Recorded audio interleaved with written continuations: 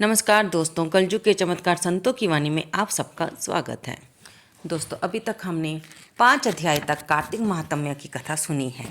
पिछली कथा में आपने लप्सी और तपसी की कहानी भी सुनी थी और जैसा कि आप अभी तक सुन चुके हैं कि नारद जी ही बता रहे हैं, एक तरफ तो भगवान श्री कृष्ण सत्यभामा जी को जो कि भक्ति स्वरूप है उन्हें बता रहे हैं हम कलयुगी जीवों के लिए कि हमें अपना उद्धार कैसे करना है, कैसे कार्तिक मास के व्रत रखकर या किसी भी नियम को हम अगर लेते हैं उसका श्रद्धापूर्वक पालन कर हम भगवान की भक्ति को पा सकते हैं।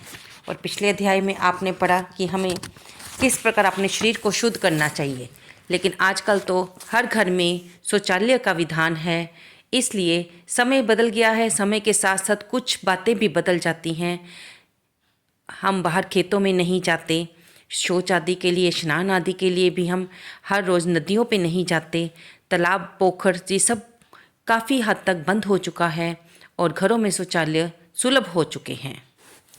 इसी तरह छठे अध्याय में भी नारद जी पुराने समय की परंपरा के बारे में कहते हैं कि हमें ब्रह्म मुहूर्त स्नान कैसे करना चाहिए, उसकी विधि कहता हूँ, ध्यानपूर्वक सुनना। 2 घड़ी रात शेष रहने पर व्रती मनुष्य को तिल, कुशा, अक्षत, फूल, धूप, दीप आदि लेकर नदी, तालाब, कुआं अथवा विशेष पुण्य के लिए किसी तीर्थ के पास जाए। विष्णु भगवान का ध्यान करके स्नान का संकल्प करें, फिर तीर्थ तथा देवता आदि को क्रम से अर्घ्य आदि देवे।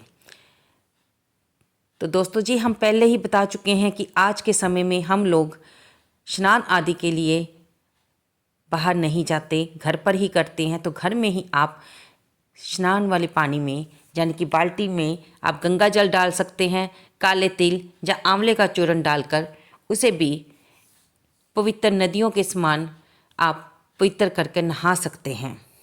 आप घर पर भी नहाने वाले पानी में गंगा जल, काले तिल और आंवले का चूर्ण डालकर उसे भी इन पवित्र नदियों के जल के समान मानकर उससे स्नान कर सकते हैं। तो दोस्तों, अर्घ्य देते हुए भी भगवान से ये प्रार्थना की जाती है कि हे ऋषिकेश, आपको नमस्कार है, हे कमलनाभि भगवान, आपको नमस्कार है, मेरे अर्घ्य को ग्रहण कीजिए। वैकुंठ, प्रयाग, बद्रिका आश्रम में जहाँ विष्णु भगवान ने 3 प्रकार से अपने पद स्थापित किए हैं, वहाँ सब देवता मेरी रक्षा करें। भगवान को नमस्कार करके इस जल में स्नान करने को उद्यत हूँ। हे भगवान, आपके अनुग्रह से मेरे सब पाप दूर हो जाएं। आप राधा सहित मेरे द्यूहे अर्घ्य को स्वीकार कीजिए। इसके बाद आप स्नान करें और स्नान के लिए भी आपको सप्तमी, अमावस्या, द्वितीय, दशमी और 13 को तिल व आंवला नहीं लगाना चाहिए। स्नान का मंत्र है कि सभी पापों को नाश करने वाले विष्णु भगवान मुझे पवित्र करें। बीज रहस्य, यज्ञ सहित सब वेद मंत्र, कश्यप मुनि और देवता मुझे पवित्र करें। इस प्रकार स्नान करके स्वच्छ वस्त्र धारण करें। प्रातःकालीन के कर्मों को समाप्त करें। भगवान की पूजा आदि करके एकाग्र चित्त से हरिप्रिया तुलसी जी की भी पूजा करें। परिक्रमा देकर प्रणाम करें, फिर स्थिर चित्त से हरि कथा सुनें। ऐसे जो कोई भी भक्तिपूर्वक कार्तिक व्रत करते हैं वे संसारिक सुखों को भोग कर अंत में विष्णु लोक को जाते हैं।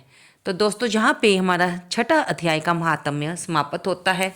इसके साथ ही आज हम 7वां अध्याय भी मिलकर सुनेंगे। नारद जी आगे कहते हैं कि राजन, कार्तिक व्रत के नियम हैं, उन्हें सुनिए। सब प्रकार के विषय भोग की जो मांस, शहद, राई तथा नशा करने वाली वस्तुओं को त्याग देना चाहिए और पराया अन्न, द्रोह, विदेश में रहना छोड़ देना चाहिए। देवता, वेद, ब्राह्मण, गुरु, गौ, व्रती स्त्री, राजा और बड़ों की निंदा नहीं करनी चाहिए। दाल, तिल, तेल व बाजार से खरीदा पकवान, भाव व शब्द से दूषित वस्तुओं को त्याग दें। मांस, चूना, जंबीरी, मसूर, वासी अन्न भी छोड़ दें। वासी अन्न आप जानते ही हैं दोस्तों। यहाँ हम आपको बता रहे हैं कि मसूर यानी कि उड़द की दाल को भी शास्त्रों में मांस के समान ही माना गया है, इसलिए इस महीने उसका त्याग करना चाहिए। बासी भोजन नहीं खाना चाहिए। बकरी, भैंस व गौ के दूध के अलावा अन्न, दूध तथा ब्राह्मणों का कुआं, पृथ्वी से पैदा हुआ नमक छोड़ देना चाहिए। तांबे के पात्र में रखा हुआ दूध, पोखरे का जल और अपने आप पकाया हुआ अन्न मांस की तरह है। कार्तिक व्रती को ब्रह्मचार्य से रहना चाहिए। पृथ्वी पर शयन करना चाहिए, पत्तों पर खाना चाहिए और चौथे पहर भोजन करना चाहिए। सिर्फ नरक चौदस के दिन ही तेल की मालिश करनी चाहिए। प्याज, घिया, कुमड़ा, कटेरी, तरबूज, कैथ ये फल कार्तिक में नहीं खाने चाहिए। इस प्रकार उत्तम रीति से कार्तिक का व्रत करने वाला अनंत पुण्यों का भागी होता है। यहाँ उत्तम पुत्र, नाती, धन धान्य को प्राप्त करके वह अंत में वैकुंठ को जाता है। जमदूत भी उसका नाम सुनकर कांप जाते हैं। कार्तिक में व्रत करने वाले को 100 यज्ञों के समान श्रेष्ठ फल मिलता है। इस व्रत को करने वाले को अन्य तीर्थों की आवश्यकता भी नहीं है। ये ठीक है कि कार्तिक महात्म्य की कथा में हमें बहुत से नियम बताए गए हैं और हम इन नियमों को सुनकर ये सोच लेते हैं कि हम में तो इनसे कर नहीं सकते, हम तो प्याज लहसुन नहीं छोड़ सकते, तो हम कार्तिक का व्रत रहने ही देते हैं। तो मेरी आप सबसे हाथ जोड़कर प्रार्थना है कि आप इसमें से जितना भी अपने शरीर के हिसाब से, अपने जगह के हिसाब से जितना भी व्रत रखने में सक्षम अपने आप को माने, जरूर रखें। कुछ और नहीं आप खाने में छोड़ सकते तो आप केवल दीपदान का भी नियम ले सकते हैं। आप कथा सुनने का नियम भी ले सकते हैं।